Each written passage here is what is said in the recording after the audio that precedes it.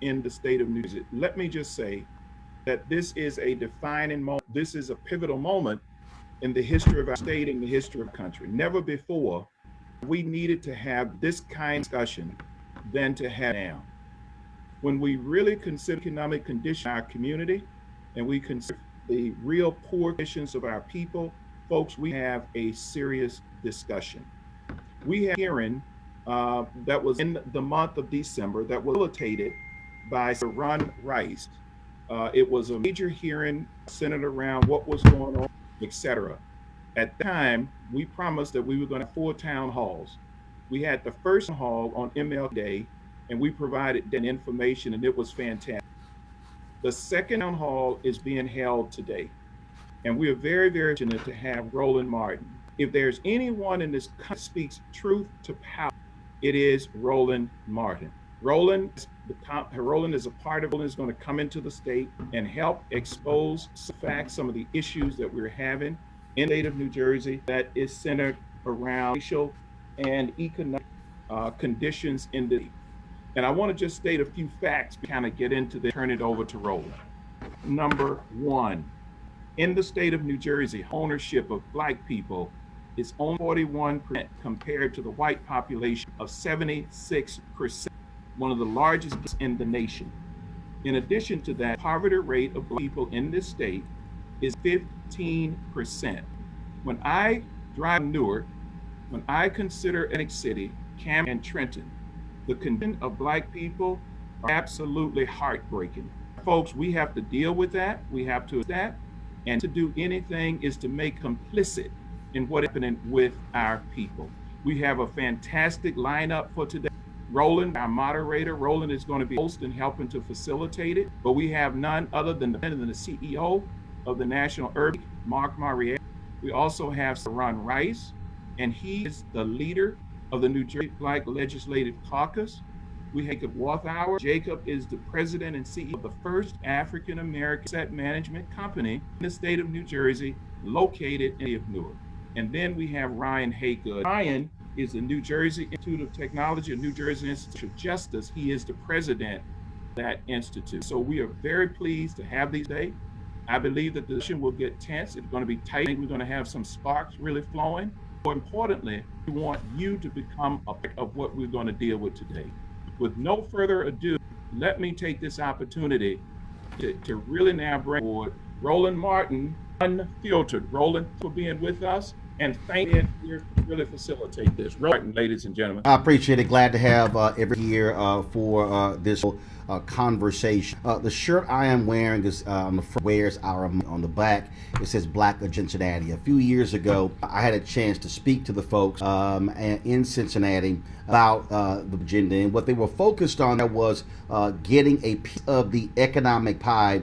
Cincinnati, demanding their fair share of the resources. That's really their focus all about. So it was important to wear this because we are dealing with, folks. What we're is that's critically important.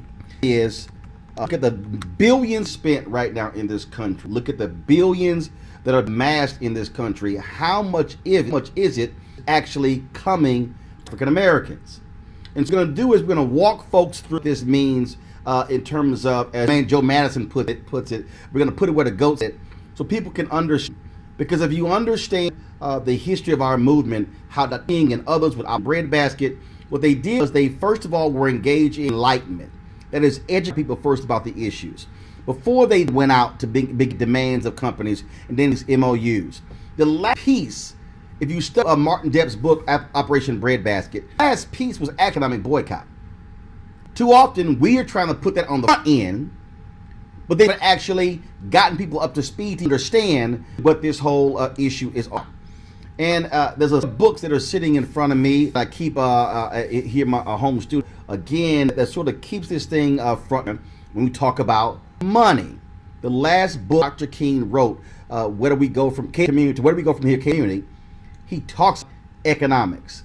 His speech, 1968, Mason Temple. He talks about redistributing the pain. He talks about putting money in black. He talks about economic reciprocity. and too many of us have left out of the equation. And so America, I believe, has no problem with us talking about mass incarceration, talking about criminal justice reform. But what did Coretta Scott King say? They killed my Martin, started talking about the money. And that's been, I believe, a big mistake where we have not had a laser-like focus on the money. So first up, I want to bring up someone who knows the book well. He is a fraternity brother of mine, of course, former mayor of New Orleans, president and CEO of the National Urban League. And what we're going to do is we're going to bring folks up.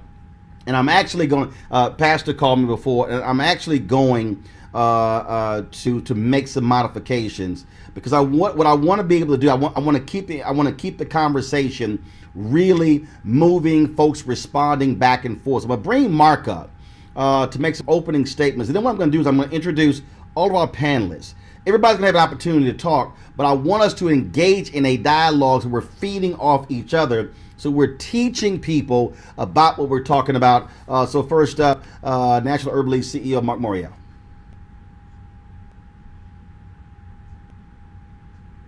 Marc, go off of mute. Okay. First of all, let me thank Roland for that introduction, and thank Roland for continuing to be a unapologetic voice for liberation, for equity, and justice. Let me also thank Reverend Dr. David Jefferson for his leadership in convening all of us today, but also his leadership and focus and fundamental understanding about what economic justice, economic empowerment, economic opportunity, economic inclusion must be at the center of our 21st century movement. And certainly Senator Ron Rice, Ryan Haygood, Jacob Walthour, all of these leaders for their work. Let me open by saying this. Throughout the Bible, Jesus makes references to the mustard seed. And there are various references to the mustard seed. And many of them characterize the mustard seed, as you know, is a very small seed that grows in the soil, and it produces a very large tree from a small seed. And Jesus makes references in many instances to the difference between a seed planted in soil that is fertile and irrigated and a seed that falls upon the rocks, falls where there is no soil, no irrigation. Our conversation today about Black economic empowerment is that we are a seed with tremendous energy and talent and potential. And we have to produce in this country a climate of soil and irrigation that can water and nurture our economic development seeds. And to me, this is so central to where we are. Now, the hard reality is that when it comes to economics in the 21st century, Black people are losing ground. We're losing ground when it comes to home ownership. On a national basis, our numbers have slipped 4, 5, 6, 7%. We don't know until we're out of the pandemic how much more severe that loss of equity in the homes that we own has slipped. We certainly are all aware that in today's environment, when it comes to African-American owned businesses, we've lost maybe 30 to 40% in this pandemic. And the original program, the Paycheck Protection Program, which was quote unquote designed to assist small businesses, did not assist sufficient numbers of Black small business owners in the first iterations. And now, with the Biden administration, there is effort to correct the outcome. So we have a work cut out for us, while at the same time, the number of Black people and Black families have amassed college degrees and postgraduate degrees and have had the opportunity to go where our forefathers and foremothers have not gone in the world of business and the world of politics continues to be more than small, not large enough, but a significant asset in our community. I want to make this point because this is one of the most important points. The wealth gap that we see in America was created, nurtured, produced, and caused by public policy, by the government, by legislative decisions, by legal barriers that prevented us from getting educated, prevented us from having access to college, with the exception of historically Black colleges and universities, that due to redlining and official government policy prevented us from getting mortgages to buy homes, loans to build businesses, and the ability to sit in corporate boards historically. Now, certainly the reality of the last 40 years is the beginnings of change, with fierce headwinds being pushed against us. I want to talk for a minute because I think this is a setup. Where are the levers and where are the tools today? To a great extent, if you look at African-American businesses of size and scale in the United States today, by and large, they got their genesis in minority business set-aside programs championed first by African-American leaders. The late great Maynard Jackson among them, Coleman Young of Detroit, Marion Barry of Washington, my late father, Dutch Morial of New Orleans, to name a few, pioneered in creating set-asides, official government policies, which set aside contractual opportunities for Black-owned businesses. And therefore, many Black businesses of scale in investment banking, in engineering, and in construction got their start. These programs came under withering attack politically and legally, and their effectiveness, while so there, was curtailed by a Supreme Court decision back in the late 1980s. Also, federal government, through its 8A program and set-aside programs, created new opportunities, albeit not large enough, albeit not significant enough, for Black-owned businesses. Our lever is to demand that government policies, Pastor Jefferson, at the municipal, at the state, at the federal, at these outside agencies like port authorities and airport authorities and transit authorities, be held accountable to do business with African-American business owners where our political power gives us this leverage. And we need, as Roland used the term, enlightenment for a new generation of elected office holders who may not quite understand the power they have and the necessity and the important role that governments, which were once the barriers, need to be the avenues of opportunity. That's the fundamental logic here. You held back, you denied, you restricted, you gated off. Now it's time, if you will, to plant those mustard seeds in fertile, irrigated soil.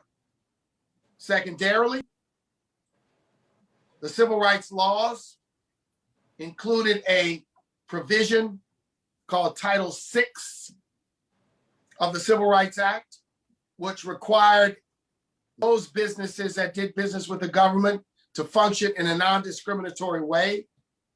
And there are, if you will, laws and policies and edicts that touch many of the largest businesses in America because they do business with the government in some way, shape, or form. Those policies have never been enforced.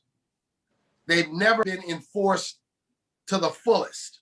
So to a great extent, what we need is we have to build a strong, if you will, set of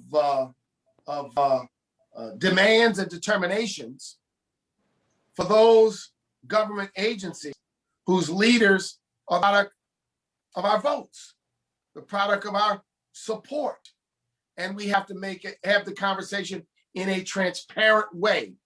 In the state of New Jersey, the small business and minority business side initiatives ain't what they ought to be. Period. An exclamation point. A state like New Jersey that champions itself as a progressive state ought to have the best and the strongest in the country that produces the best results.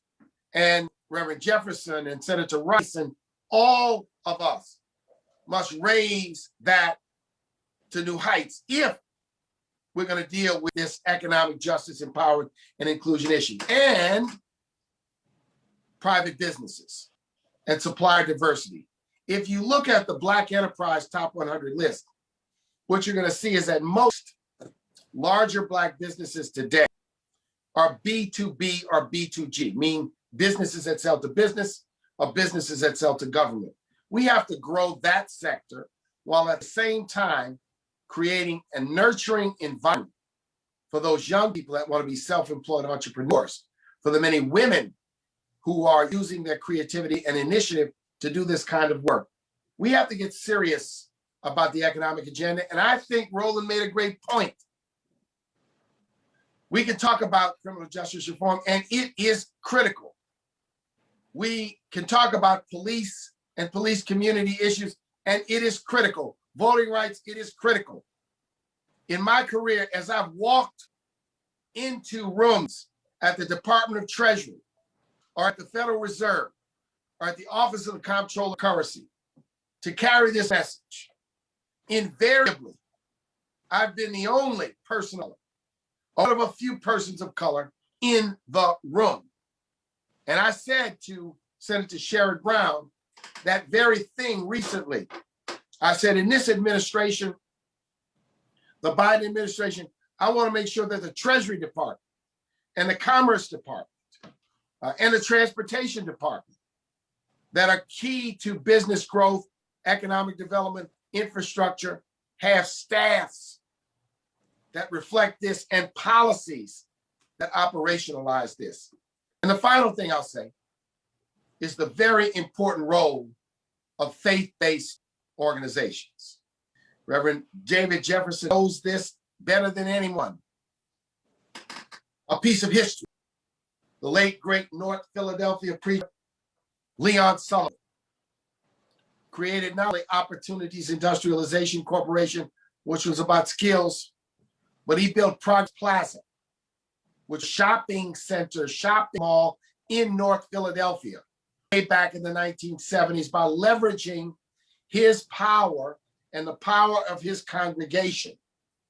I did similar things when I served as mayor, to empower churches to be a role in economic development, whether it was housing or retail development. Now, this is not for every pastor to do, but we need to find those that have the wherewithal and interest in the knowledge and help them do that. We've got to use every asset, our political power, our power as consumers, our power through our faith-based organizations and civil rights organizations to do this work. So I am just honored to be here today, be a part of this conversation, be a part of the discussion. And I thank Reverend Jefferson for his great leadership. Roland, always your voice, and everyone on the panel. And I look forward to continuing discussion. Marc, we still appreciate it. Thanks a lot. Introduce Ryan Haygood, National Civil Rights Lawyer, is also President and CEO of the New Jersey Institute of Social Justice, leading a majority women of color team of racial justice advocates whose cutting edge work in grassroots organizing, research, writing, and policy played a critical role in impacting the lives of people of color in New Jersey. We also have Senator Ron Rice, who of course spoke on criminal justice, healthcare, affordable housing, and tenant rights and education in the New Jersey legislature. So we have Senator Rice, we have Ryan Haygood, and we have Marc Morial, Pastor David Jefferson. And let me say this right now, I'm one to quickly point out there will be on this panel next time we have a conversation. So just want to go and make that real clear. This is not a black male only conversation, and so so all the folks who are watching certainly apologize. We do not have sisters on this panel. I want to bring right here Ryan, because I want to jump right to well, Marc also laid out there, and Marc is still on our panel as well. So just want everybody to know. And so the whole point here is I want the conversation to include everybody, and so we don't need sprinkler head where I'm going to go directly to each person every single time. But Ryan, I am going to start with you. I think we got to make it clear to folks where, in terms of where the trenches are. So, for instance, there are 2.6 million prior to COVID. 2.6 million black-owned businesses in America. 2.5 million have one employee. Okay, so of all the black businesses in America, only 100,000 have more than one employee. Those black-owned businesses doing average revenue of $54,000. Now, when we had 1.9 million black-owned businesses, they were doing average revenue of $110,000. So, Ryan, that means is that we added 700,000 new black-owned businesses. This is prior to COVID, and the annual revenue was cut in half. And so, we need to understand numbers. We also need to understand, Ryan, that the greatest collection of black wealth in America resides in the hands of public employees. That is, those pension funds. We have to understand that what drives Wall Street, Ryan? Pension funds. The investments. What drives venture capital, private equity? Pension funds. So the question then goes, people are getting rich off of the dollars of public workers, and a significant number of them are African American. I want to start there in New Jersey. Give us an indication of the dollars. What are we talking about and how much we're not getting when it comes to pension funds, when it comes to state contracts, when it comes to taxpayer dollars that black people are paying into, but we're not getting back? So great to be with you again, Roland. We shared the stage a few times in the middle of COVID, and thanks, Pastor, for your leadership here. Always great to be on with my dear friend Marc Morial. And that question you posed, Roland, is the precise question for this moment. I'm so glad that Jacob's on the line, who has a lot of experience in that direction. I want to say, by responding to that question, Roland, I love how you opened this conversation referring to one of my favorite books, which I have right here, Dr. King's last book. Same here. Right. Where do we go from here, Chaos or Community? A book, Roland, that you note was written more than 50 years ago. And it's worth noting that one of his last trips was to New Jersey. He came to New Jersey 8 days before he went to Memphis, where he was assassinated. He made several stops. He came here to Newark, where I live, where Pastor Jefferson's church is. And he came here, Roland, to your earlier point, to build support for the Poor People's Campaign.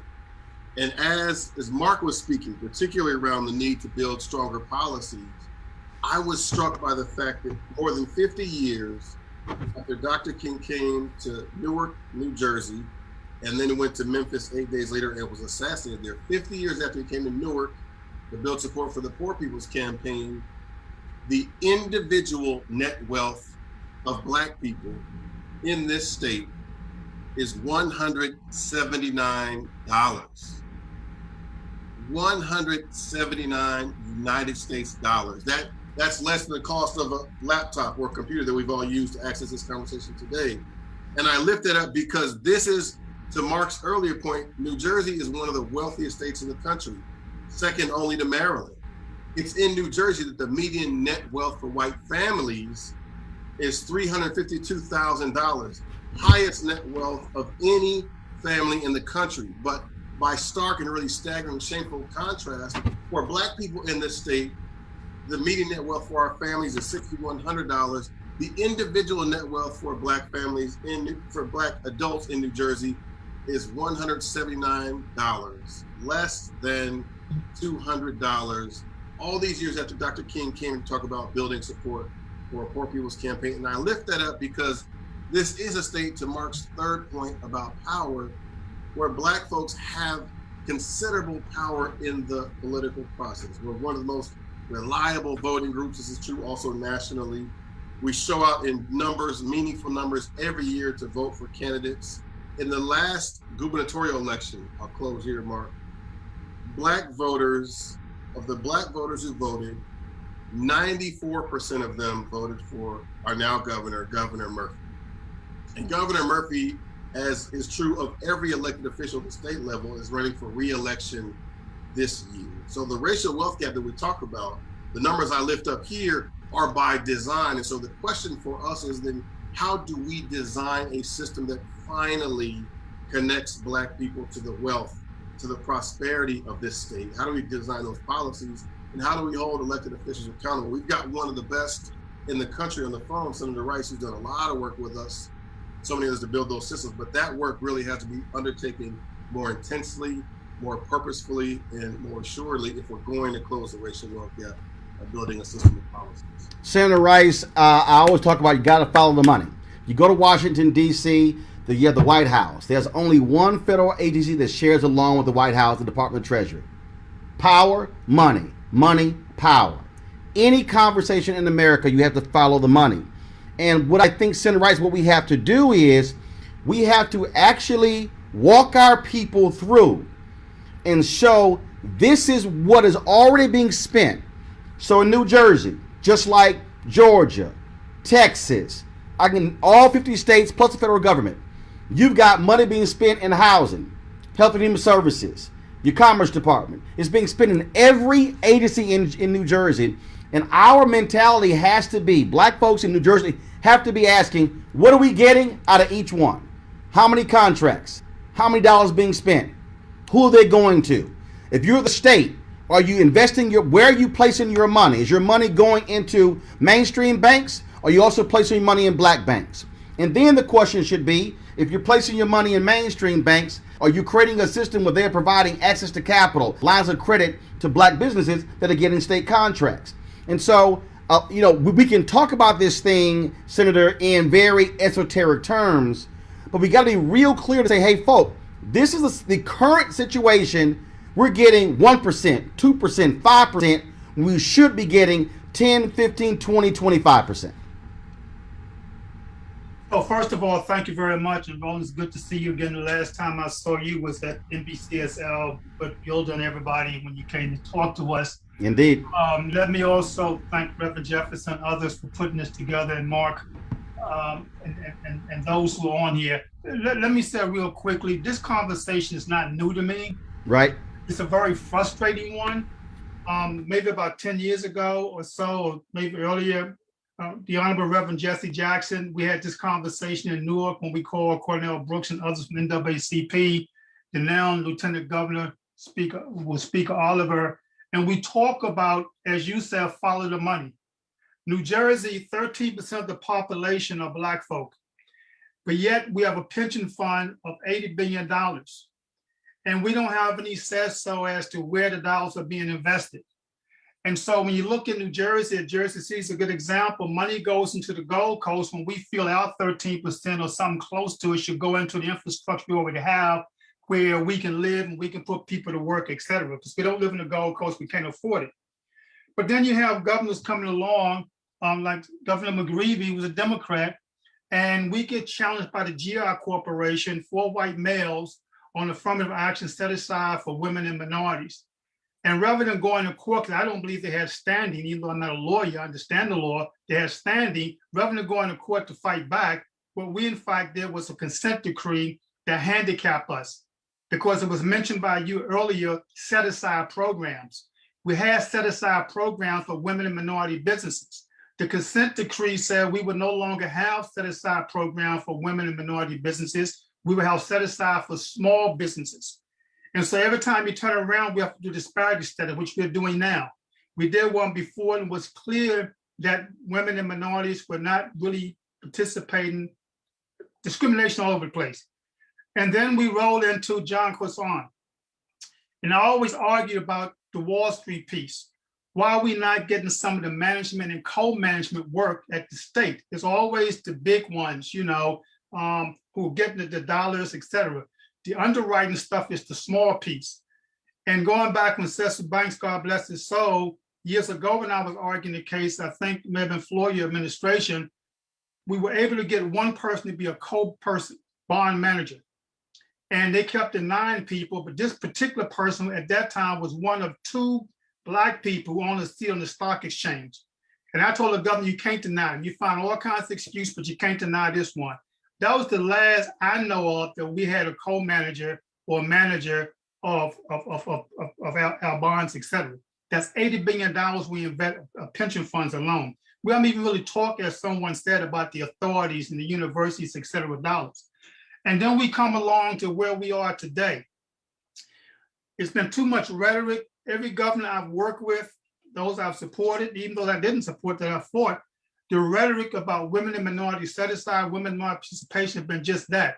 So now what we are doing is the Legislative Black Caucus has, during the Curzon administration, kind of put some pieces in place that was dismantled by the Christie administration. But today we have a chief diversity officer, Hester Agogosi, who's very good at what she does. She's not being given the support I believe that she should be given. We're gonna keep fighting for that. And she should be the right hand of the governor on everyday activities with the other diversity officers in the various places. The EDA said they're gonna now start a program to try to figure out how to do a set aside for women and minorities, which will probably get challenged, who have the ability to be investment and brokerage firms. But the state don't even keep a record of who firms are and how many firms we're using, if any. Now, I know there's no record because, number one, we're not using too much of anybody, et cetera. The one thing I think needs to happen, and I appreciate being here, because when I hear Morial speak, Marc, and I hear you speak, Roland, and I hear others that's going to be speaking, there's a couple of things. The Black Caucus recognized that we get rhetoric regardless of what we do, and we fight back. So what we did was we organized what we call our civil rights leaders. And we meet every Tuesday now. And that's the Institute for Social Justice, the state conference of NAACP. It's the New Jersey Black Issues Convention, the Association of Black Women Lawyers, the Garden State Bar Association, which is the Black Lawyers. It's the Salvation and Justice Organization. It's a clergy group. It's the New Jersey Fair Housing Center. It's the African American Chamber of Commerce. It's the New Jersey Medical Association of Black Doctors. Even in COVID, we're not participating. The Urban League of Essex County, et cetera. We did that so we can have conversation. What we also did was organize what we call the New Jersey Black Elected Official Policy Alliance. And that was under the leadership of Congresswoman Bonnie Watson Coleman when she was here, myself and others, because we recognized that we need to have a list, and the state doesn't have a list, by the way, of who the Black elected officials are throughout the state, from school board to Congress. And so we had to get on the phones, work with Institute of Social Justice and put this list together, over 431 Black elected officials. Then we called a few meetings to have conversations. It became clear to me and to others that Black elected officials are stuck in some of the white communities by themselves, but everybody's pushing for economic justice and more minority and women participation. And so what we need is the Morials, and someone mentioned that Roland Martin is going to expose this stuff. We need the exposure. And I think we need people to come and talk to our Black elected officials in the collective more than once and energize and motivate them because they're ready. We've been pushing back as the 20 Black elected officials in the legislature, but we don't control all the leadership, et cetera. And finally, what I want to say, so we can get into more conversation, is the fact that we have, Ryan, the Institute for Social Justice. When you say social justice to people, they're thinking more along the sociological types of things that impact our community. We need an institute for economic justice that does same kinds of things that Ryan does with the social justice, expose folk.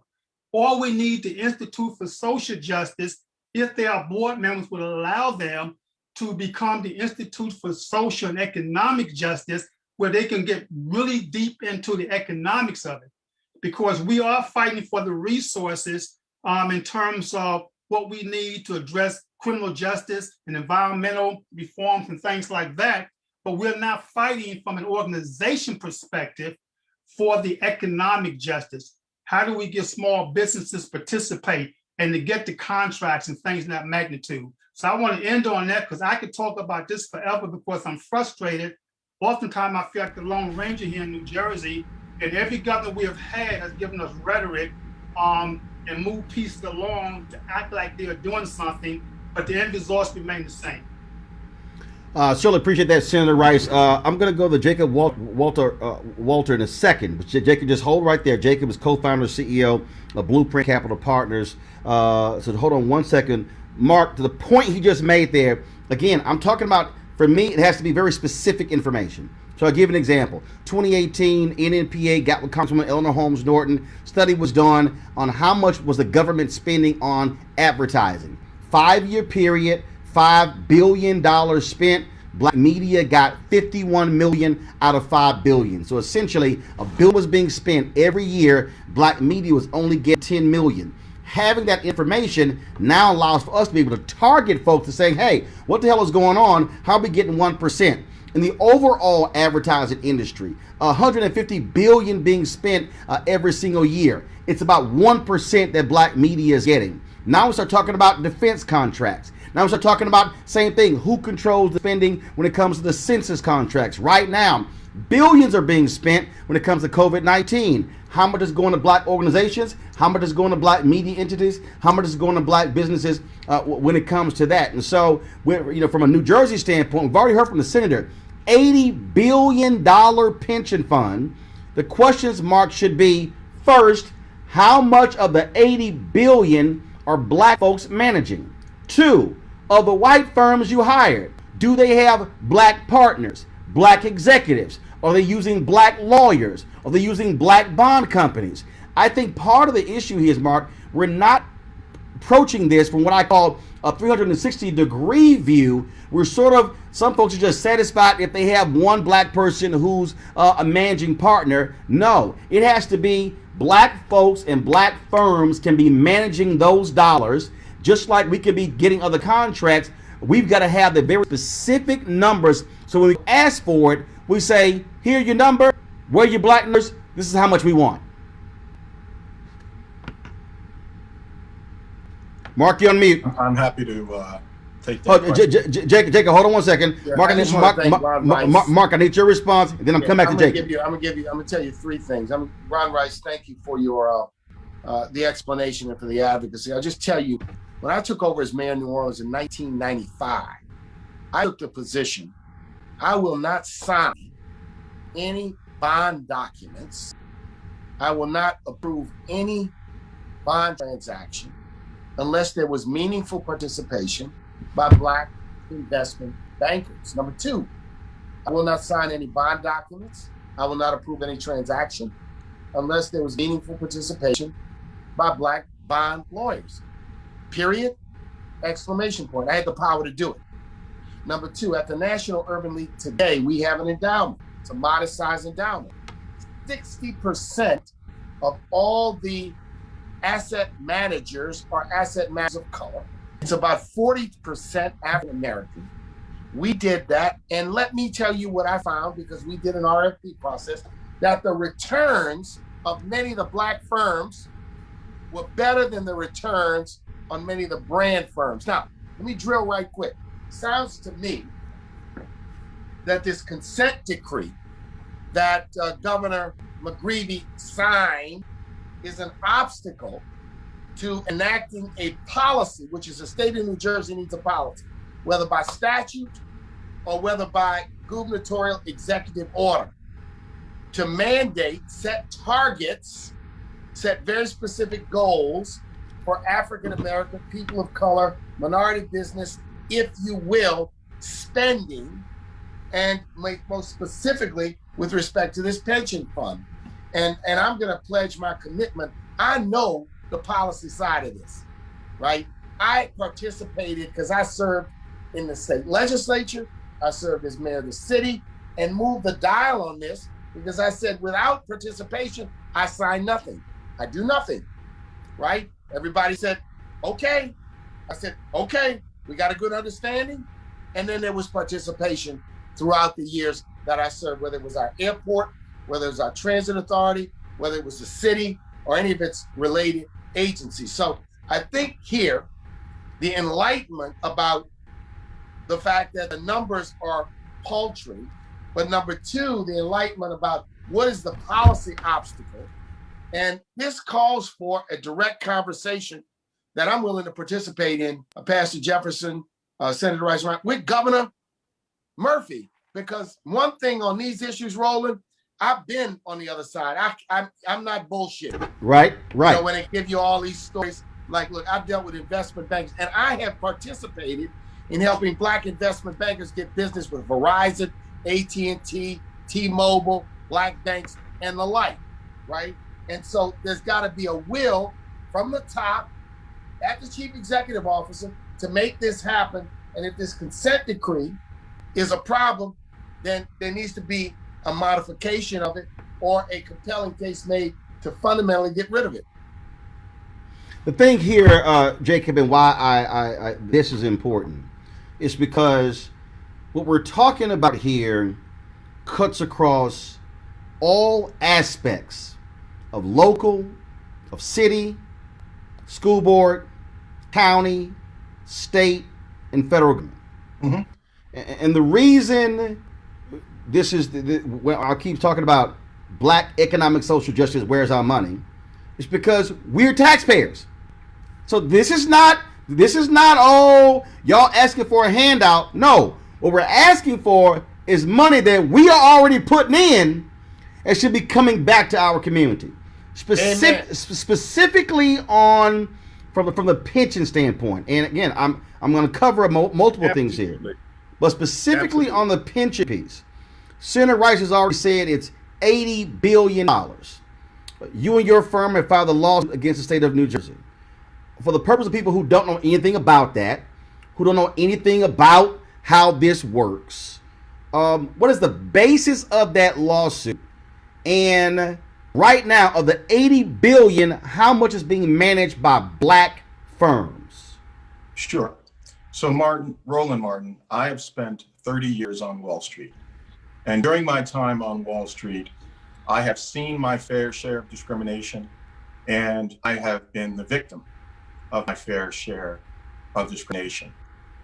But none of that discrimination compares to what I experienced in the state of New Jersey over the course of the last 5 years. My firm and the people who work for the firm were treated with such disdain and such disrespect that I literally would go home at night and cry publicly. And in 2020, after the death of George Floyd, and after watching my teenage kids and my 20-year-old kids take to the streets, pushing for change, I said to myself, how can I honestly sit back and watch this to continue occur? The consequences are too meaningful. There is $80 billion in this pension fund. And by my estimate, less than 5% of that pension fund is managed by people who look like me and you. I'll take it a step further. Governor. Hold on, wait. Oh, you said 5% of the $80 billion is being managed by Black folks. Exactly. Okay, hold up. So I don't like using percentages. So for the people who are watching, out of the $80 billion, $4 billion managed by Black people out of $80 billion. Correct. Okay. Hold on a second. What's the percentage of Black public workers in New Jersey? So I only know from my church. And we actually did a survey in my church, which is a Black church. And we wanted to know what percentage of this congregation, it is one of the largest congregations in New Jersey, has about 7,000 members, were participants in the pension plan. 60% of the people raised their hand and said, I contribute money to that pension fund. Okay, hold on. Hold that. Again, trust me, I'm doing this for a reason. Senator Rice, do you have the actual numbers of the New Jersey pension fund? How many of the state folks in the pension fund are Black? No, I don't think it's a valid question. I need to get the answer, because what I do know is that when you look at the labor unions, the service workers, the majority, I can't say the majority, a substantial number of them just in the service side are Black folks, low income people. Right. PWA asked me, etc. So I need to get that. I think that's a good, valid question, and we never asked it. So Jacob, here's why I'm walking through that, because what I'm trying to show for the people, so we have a pathway, and this is some stuff Marc knows, because this is how when you sort of walk these folks down. $80 billion pension fund. Let's just say 30%. Let's just say 30 for the purpose of the conversation. 30% of the state's public workers are African American. That means that, let's just take, so if 30% of the public workers are African American, and we're managing 5%, which is $4 billion, essentially these firms are managing the money of Black people, and Black people are not participating. Not only Go ahead. the money of Black people That's and the Black point. people are not participating, they're not hiring Black people to be involved in the management of the money. When you say Nor they, is when you the say state they, holding when you them say the accountable. state, when you say they're not hiring Black people, are we speaking of the firms the state hires, or the state itself? Let's take BlackRock. Go ahead. BlackRock is one of the defendants in the lawsuit that Blueprint has filed against the state of New Jersey.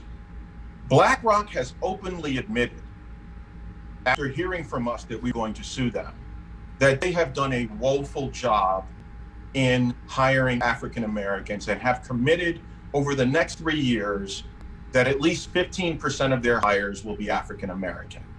Meanwhile, the company has been sued by an African American female who alleges that she was treated horribly, and when she spoke up about it, they pushed her out of the organization. A letter just came out last week from 2 other African Americans directly to the CEO of BlackRock, Mr. Larry Fink, indicating to him that the conditions of working inside of BlackRock are horrible for Black folks. Meanwhile, the federal court revealed last week that they're going to let a lawsuit continue where the actual employees of BlackRock are suing the firm, alleging that in their pension system, the 401k, BlackRock is actually taking economic advantage of its own employees. And to add insult to injury, 24 large pension funds, not the state of New Jersey, but the state of California, the state of Illinois, the state of New Mexico, have written an open letter to BlackRock saying, we have concerns about your reputation. But most of all, we have concerns because you financially supported 147 Republicans that voted against certifying President Biden's election. So let's just call a spade a spade. This is a Wall Street firm that has issues from multiple perspectives. Yet they're the largest asset manager that the state of New Jersey employs. And the fact that a Democratic governor doesn't have an issue with an organization that supported 147 Republicans that wanted to overturn the Biden election is deeply troubling. And we have to ask ourselves, to what extent is he really on the job? Like, I think we really know at the end of the day how he got the job. Governor Murphy did not grow up in Democratic politics. Governor Murphy had a lot of money, and he was able to position himself for the Democratic nomination. In fact, a lot of his ideals are not even aligned with the Democrats. Let's take his campaign, for example. Female campaign consultants called it a toxic environment, misogynistic. And when one young lady alleged that she was raped by a senior official on the campaign, that senior official was hired into a senior level job in the Murphy administration. Let's move forward to the Edna Mahan prison, the only female prison in the state of New Jersey. Almost 30 employees have been suspended because of serial rape and sexual abuse at Edna Mahan. Women were forced to have sex in order to get access to toilet paper. That's tragic, Roland. Let me. Response has been, Well, that happened under the previous administration. That didn't happen under the previous administration. That happened in 2018 and 2019, and the U.S. Attorney's Office called it New Jersey's biggest open secret. And he hasn't fired anyone. He hasn't suspended anyone. So let me walk folks through. I need again, for everybody who's watching and listening, when we talk about how do we then begin to make the changes, you got to sort of create the flow. And that is where are these 4 or 5 largest deposits of money? And so we already talked about pension funds. Then I should be identifying what are the other areas. And then out of that, then, okay, who's getting what? Who are the firms? Because see, Pastor, there are 2 things that we have to be doing. I think one, we have the most important thing is demanding that black companies be participants in these major dollars. But the second piece is holding these white companies to a racial equity standard. See, so to me, it's not one or the other. It's actually both. But our priority, Pastor, first is to ensure that we're getting equitable share of dollars to black-owned companies, not black-front companies. That is the focus, and we have to get our folks laser focused on this is how much is being spent, this is how much we're getting, this is how much we should be getting. But Roland, we also have to get our people focused on the leadership. No. I understand, but I can't. The leadership that controls where the dollars are going. Right, but I can't. But I can't get our folks focused on the leadership till I get them to understand what's at stake, and then we go in and what's the ask. Part of the problem with these issues in the past is that we make demands that are not specific. I'm talking about, Pastor, I want specific demands. I want to be able to walk in, and that's what I mean here. Pastor Jefferson, step in again. How are you walking your parishioners through the specific information so we are clear on what the ask is?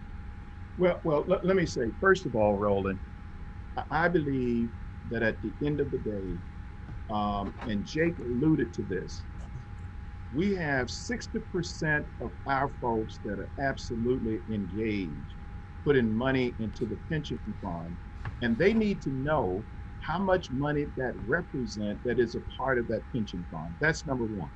Here's the second thing that we've done. What we basically said to people is this, that if you have Wall Street folks that are getting that huge percent of money, it goes to white developers who then come in and put things up in your community that we cannot afford. We have to connect the dots so that Aunt Sally knows the reason you can't afford that is because somebody is using your pension money.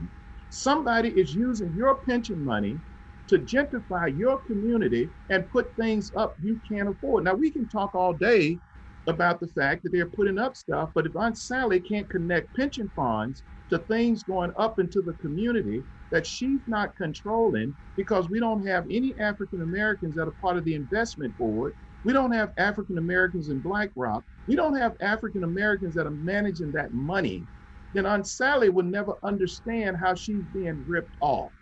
And I absolutely do think that pastors got to play a major role. Let me just say this, and this is not a plug for pastors, it's a plug for the Black church. Martin Luther King was a Black Baptist preacher. Leon Sullivan was a Black Baptist preacher. Adam Clayton Powell was a Black Baptist preacher.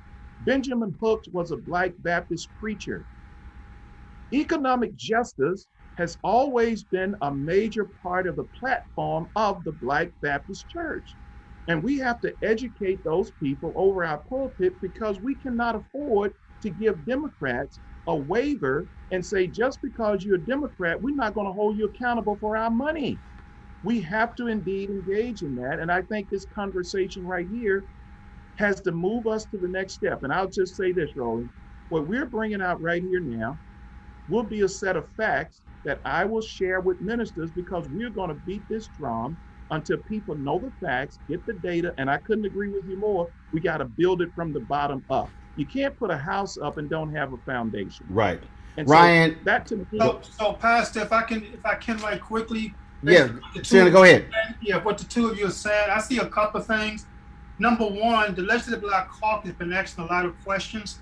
We've been asking some right questions, but not enough right questions. The questions that was raised by Roland Martin, we need to have those questions that we can raise them to, not only verbally, but in writing to everybody that can respond to them. And we get nothing back, then we can take an active role. I think also we need to make sure that the faith-based leaders that we've organized statewide and the Black elected officials statewide should know everything we are doing in this conversation and make them a integral part of it in terms of education, et cetera, because what I see is a movement that may have to take place to expose this, but we're gonna need not only the leadership of New Jersey, because we're looked at like any other politician in many cases, and sometimes it's more racial divided. We're gonna need the Roland Martins and the Marc Morials and others to come together collectively. I think that there's a process that needs to be put in place, and I think chronologically we should be working collectively to do some things that makes good sense for the exposure, including the conversation with the governor with the right questions. See, Ryan, Pastor, go ahead. Pastor, go ahead. Go ahead. Go ahead. I gotta speak to this. I gotta speak to this. The people who go to the polls to put Phil Murphy in office and the other folks come to our churches. We are the ones that have the people. The senator is absolutely right. And I want to be clear. I have assembled this group here today in order to ensure that we are working together to lead the path, to get the facts, to expose what this governor is doing, what his administration is doing. And if we therefore really work this together and have the synergy and produce the facts, we'll get there. Three things we have engaged upon, and I want to be clear. And Dr. King laid it out. The first one, we're agitating.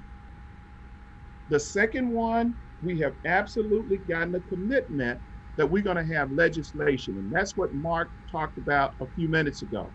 We have to have legislation. And third, we're going to litigate. We're building this foundation with facts. Senator Rice is right, but I want to be clear. We have to give the people a voice. These people are not aware of the facts, the data, the information that exists. And because of that, we have not kind of brought this thing together. And so this is the second town hall. I've committed to the public that we're going to have 4. We're going to have another one that's going to be centered around Patterson. We're going to have another one that's going to be centered around Atlantic City, Trenton, and Camden. So at the end of the day, I really do believe this is a great, great point for us to make here.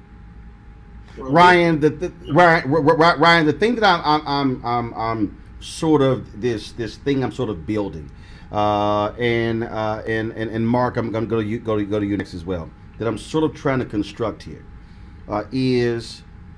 The average person out there is not knee deep in politics. They're not knee deep in the numbers, and what they want to know is, okay, how much is there we not getting? Then what's the plan to get it? The work of the Black Caucus that people don't quite understand is that the Black Caucus can hold hearings. The Black Caucus can bring folks in to force them to testify under oath. So what you do is you have to have an inside-outside game. You got the Black Caucus that's fighting there on the inside. You've got Jacob, who has filed a lawsuit where they have lawyers and they're going through discovery. But you got to have the external pressure that is being applied of people going to the state capitol, of people demanding questions at legislative town halls, of people tweeting the governor, calling the offices, asking very basic questions, and that is, what is the slice of the economic pie that Black businesses are getting? Because what people have to understand, Black businesses largely hire Black people. If you're able to grow the capacity of Black businesses, then you're able to hire more Black people. If we're saying there's a problem with having black people who are on Wall Street, well, if Jacob's firm goes from managing, I'm just throwing numbers out, 5 billion to 70 billion, he now can hire folks who are not going to be working in a company and going on Wall Street. Then if I, with a black media company, if I can go from 12 employees to 50 employees, I can now cover more news and now be able to cover our community. So the point everybody needs to understand who's watching, this fight builds the black community 360 degrees holistically, because we're talking about building capacity, not just building wealth for one person. Yeah.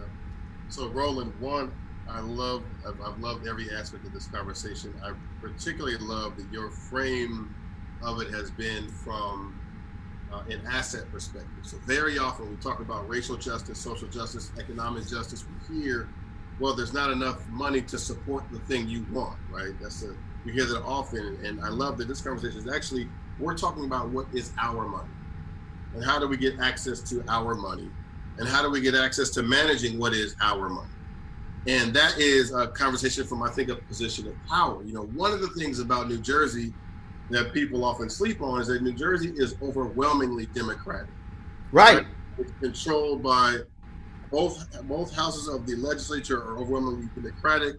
The governor's Democratic, right? So there is not a Republican to blame for the challenges that we now face. Certainly they were inherited by this administration, but if we want to face them and overcome them, we only need the will to do it. And I think a lot about, Public Enemy many years ago talked about how neither party is ours as black people, not the jackass or the elephant. And whoever's in office, right, it's on us to hold them accountable. So this brings to focus your point, Roland, about power and how we derive power through democracy, and how this, for us in New Jersey, it's a precious year because every seat is up in the Assembly and the Senate, 120 seats, and the governor is running for re-election. And we mentioned earlier that the governor won his election the first time he ran because he got 94% of the black vote. He only got 47% of the white votes. The reality is, without that incredibly robust, near unanimous support from black voters, there's a good chance he wouldn't be the governor today. So the question for everyone watching us is, so when your elected officials come to you, and they will, particularly our faith leaders, are going to make that move, right? They're going to come through the black churches, now virtually.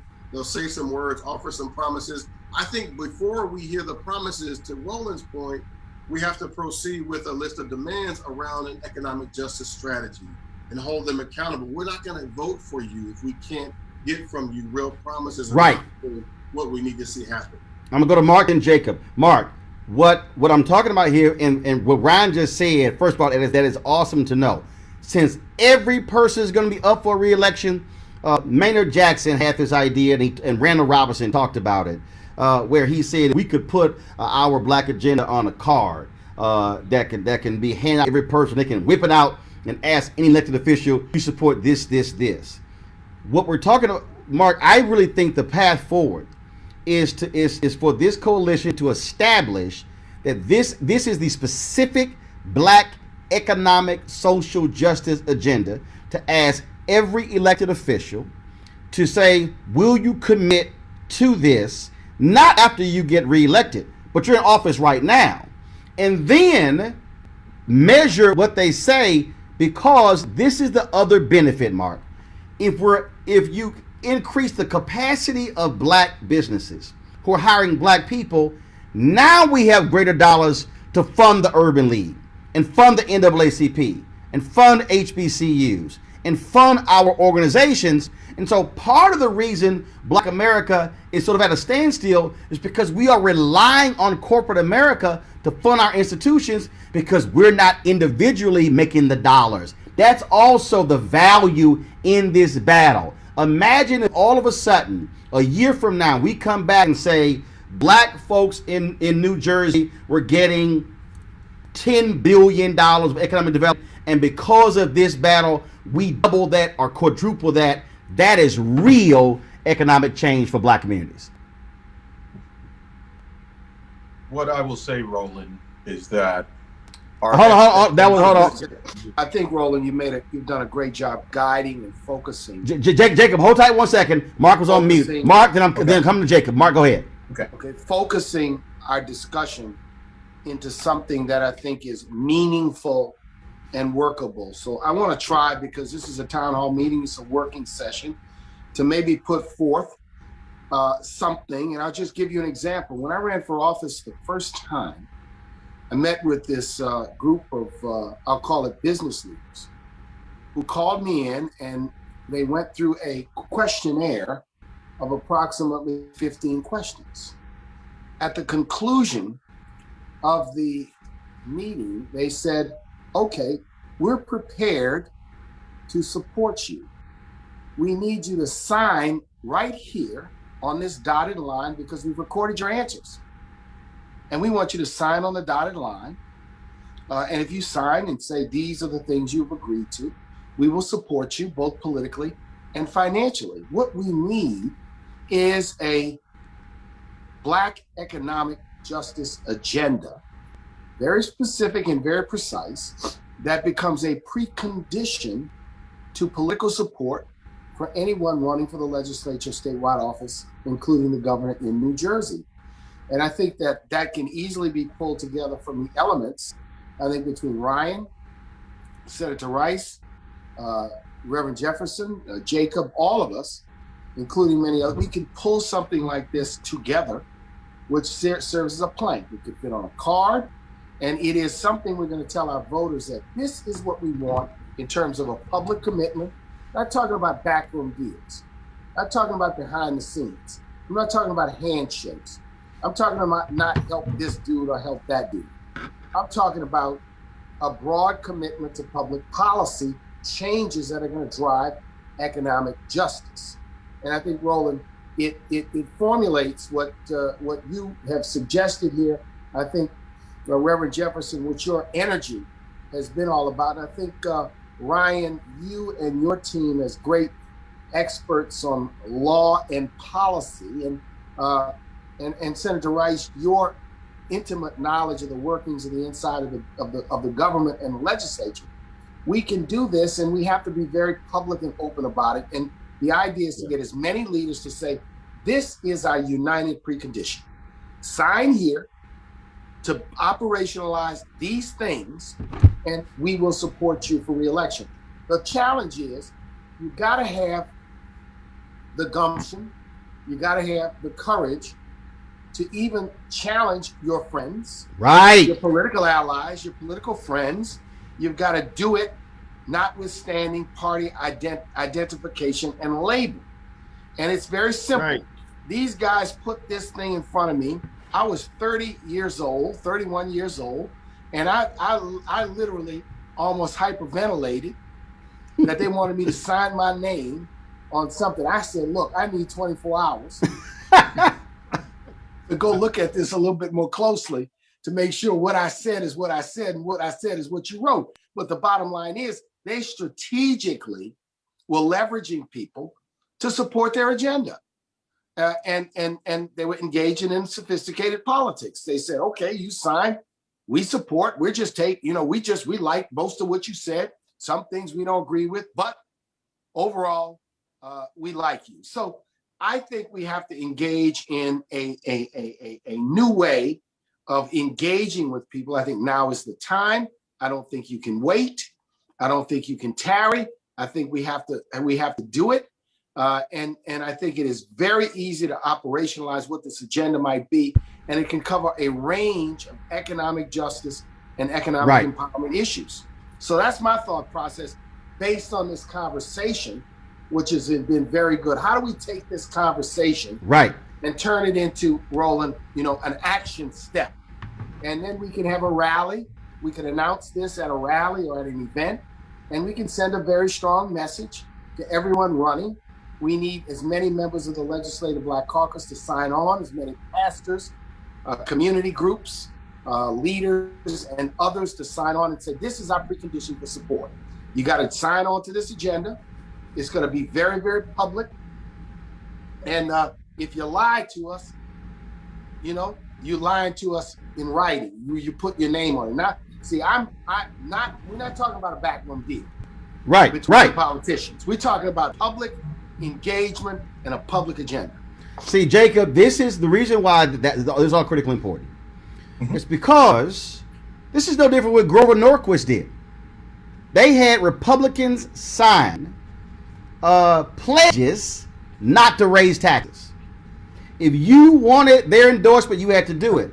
And so the battle that you're engaged in, I mean, you look, you're on that inside, you're engaged in this fight, your legal fight, you're spending hundreds of thousands of dollars in a legal fight. Really what you need is you need that external force of the community standing with you, supporting you, but also not just benefiting you. What Marc just laid out, what we've been talking about, what Senator Rice has been talking about, what Ryan's talking about, Pat's talking about, actually helps all black businesses, present or future, because we're establishing a template to saying this is how we truly get our fair share. You want our votes? Show us the money. Jacob, go ahead. You know, Roland, that to bring about change, sometimes you got to be the one that steps out there first. And I don't want you to think that we did not circle all the wagons and look for other people to support what we thought was an out economic justice. Of course. In fact, Senator Wright stepped up first, and he wrote a scathing letter to the governor and said, what you have done to Blueprint is nothing short of an economic lynching. Now, we would have thought that Senator Rice, chair of the black legislators of New Jersey, would have such an effect that other people would come on board and help support our initiative in terms of getting the governor's mind right around the pension fund. It didn't work that way. And the reason why it didn't work that way was something we just talked about a few minutes ago. There is a fundamental hypocrisy sometimes in our own party. And I'm a loyal Democrat, and I make no bones about that. I'm a loyal Democrat. I typically vote Democrat. I contribute Democrat and will continue to support Democrat.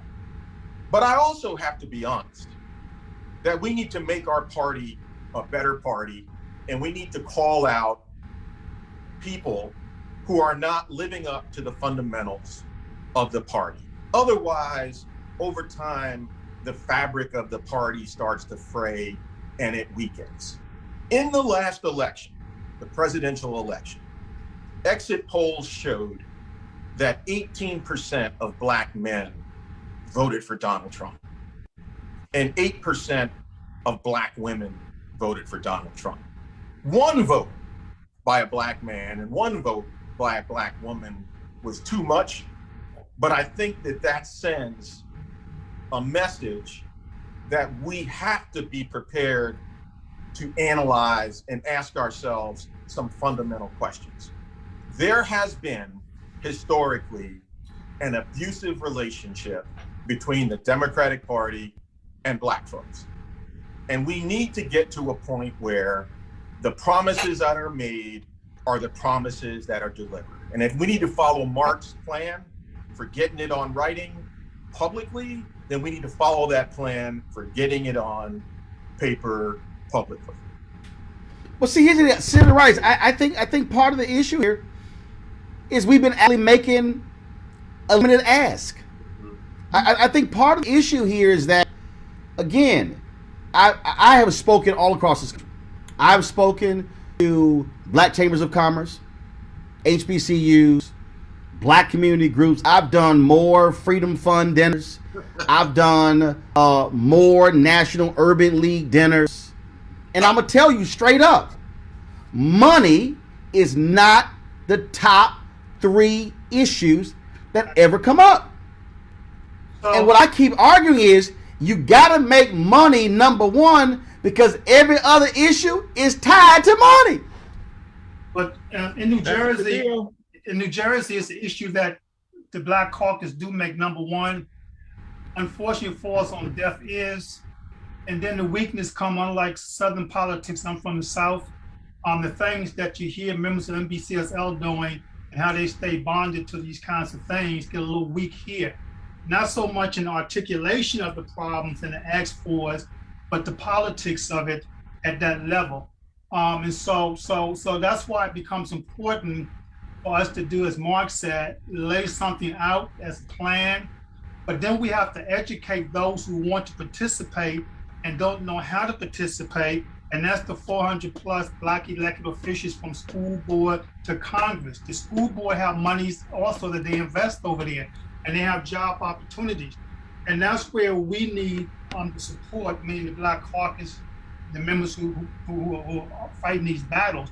And that's why I say that if there was an announcement that we're going to do certain kinds of things that's talked about here, and there's an announcement that we have an Institute for Economic Justice and a purpose behind it, I think that's going to shake up a lot of folk.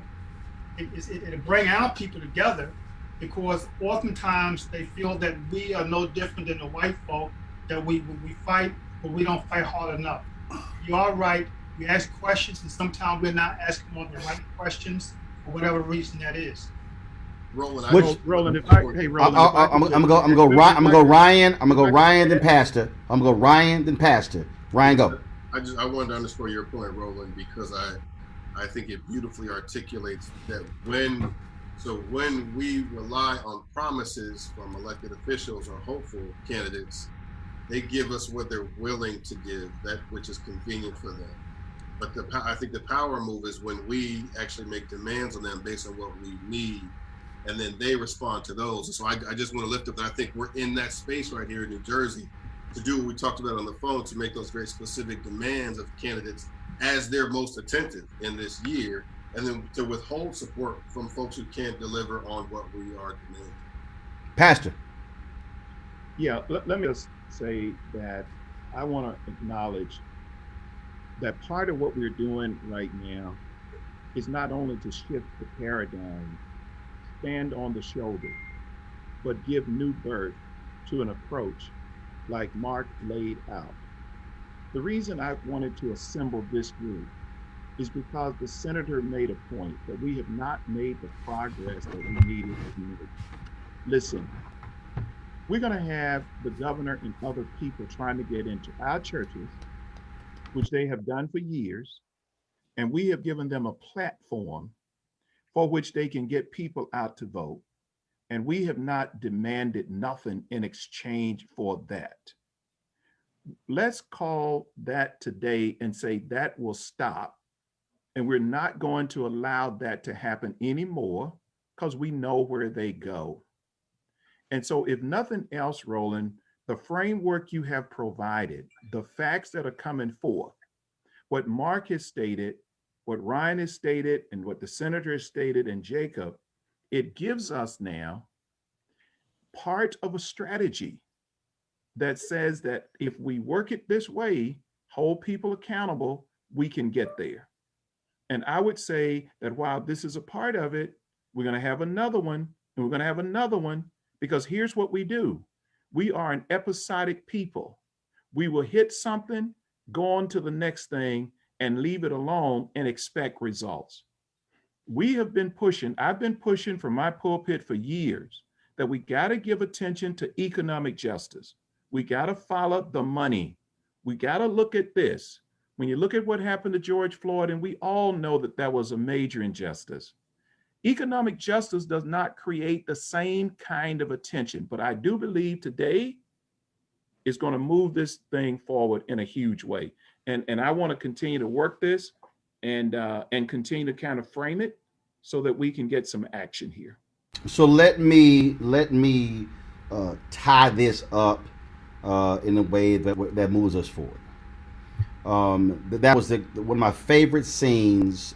Comes from the movie Malcolm X, and there's a scene where Brother Johnson has been beaten by the cops, and Denzel, playing Malcolm X, says, "Call an ambulance." Ambulance comes to get Brother Johnson, takes him to the hospital. The white cop comes up to Malcolm X and says, "Okay, you came and got what you want, now break it up." Malcolm X says, "No, I'm not satisfied. I need folk to understand. I'm not satisfied. None of us are satisfied. We're not satisfied with Democrats. We're not satisfied with Republicans. We're not satisfied with the same thing they have been stating. This is the moment for us to use our leverage and our power to make demands. One, having the information to get it. And we think about the money. I think about what Denzel played when he played Frank Lucas, when he said, I'm going to get that money. There are pools of billions of dollars right now. Not I'm trying to convince somebody white for reparations. I'm talking about there are pools of billions of dollars in New Jersey, New York, and every state in the federal government. But we're not getting our fair share, which means we have to apply the pressure. I need folk to understand. I own my show. We will be bringing the show to New Jersey. We will be bringing the cameras that we own to New Jersey. We will be questioned. I had Governor Phil Murphy on my show a couple of times. My booker was reaching out because he needs to come back on my show to discuss this very issue. Senator Rice, I need you to give me a list of the top 10 officials in New Jersey who need to be questioned on this very issue. The governor, Speaker of the House, head of the Senate, whatever that list is, we're going to call every single one of them to see if they're going to come on the show. Black media has always served a purpose of shining a light on these issues. Folk need to understand, I don't do entertainment and sports on the show. We do news, politics, issues. We're about trying to educate and empower our people. We're going to use the power of media to hit them, and they got asked to answer the question. And if they decline to come on the show, we're going to tell everybody they are refusing to come and talk about these issues. And don't be surprised if they hit the campaign trail and our cameras show up, because that's also what it means when you have black power and you actually own your stuff. You're not asking somebody else for permission. And so to everybody who's watching, look for this to come out. Look for the information. Look for the marching orders. If you're in New Jersey and you want to participate and help with this, Pastor, where should they go? Is there a phone number, an email, a website if people want to get involved in this effort? So blueprintllc.com is the website. blueprintllc.com, and then send an email to information. And we will forward your information and keep you posted on progress. Pastor? They can also send it, if they don't get that, they can send it to mbcnewark.org. Go to the website. There'll be a section there where they can send that, and we will definitely hit them back. We want every avenue possible to hear from people. Roland, I repeat, if people are not doing something about this or saying something about this, they are implicit in the problem. Ryan, your information, please. Sure. So you. I'm sorry, guys. It's hello at mbcnewarknj.org. Let me repeat. Hello at mbcnewarknj.org. Thank you. Got it. Ryan? Roland. Thanks again for a terrific program, Pastor, and thanks for leading us through it, Brother Martin. So our institute website address is www.njisj.org, which stands for the New Jersey Institute for Social Justice. Marc, first of all, Marc, if people want to participate, there are people who are watching who live in other states who might be interested. How should they reach the Youth Urban League? They should reach me at presidentoffice@nul.org. They can follow us on social media at Marc Morial or at Nat Urban League. Our website is www.nul.org. I would invite everyone's attention to the State of Black America report from 2020 and 2019 and 2018, and our State of Black America report coming forward this June, where we will address many of these issues we're discussing. So thank you, Pastor Jefferson, Roland, Senator Rice, Ryan, Jacob. This has been a powerful discussion, and Pastor Jefferson, thank you for bringing us together. Senator Rice. Can I hold on, Pastor, 1 second. You're going to close it out. Sorry. You're going to close it I'm out. sorry. Senator Rice, look, you need people who are willing to come to the state capitol to listen to efforts. How do they reach you? I can be reached at Senator. Let me see. Senator, gotta get my own. Send Rice at njleg.org. Senator Rice at NJ. Not Senator, one word. Send Rice. SNRICE at njleg.org. Send Rice, SENRICE at njleg.org. ORG. Got it. All right, cool. Pastor, close us out. Can I say one quick thing before Pastor closes us out? I'm sorry, Ryan. Then go ahead. Sure. So I just wanted to, Roland, you raised, and I appreciate you raising at the top that we are a male-heavy panel. And for most of this conversation, I've been thinking a lot about Professor Linda McDonald Carter, who is a lawyer and a professor here, does amazing work. And she has been a big proponent of ensuring that we understand sort of civics curriculum and the way in which government works and democracy works, and how using our vote through the ballot box also requires us to make sure we hold elected officials accountable. So I just wanted to shout her out because this is the work that she's done, encouraging us to do, and it plays a pivotal role in ensuring that we hold elected officials accountable. All right, then. Appreciate that. Pastor, close us out. Hey, first, let me just, Roland, once again, give you a shout out, brother. Your commitment, your conviction to Black people, the Black community, is profound, prophetic, and absolutely down to earth. We all have to give you a major hand. We also want to thank our audience. I want to thank everyone who's taken the time to be with us today, and I need everybody to follow us. We've had a fantastic discussion, but we got to move from discussion to activation. It's good to have conversation, but we also have to have activation. And so Roland has laid out how he's going to follow us with respect to this.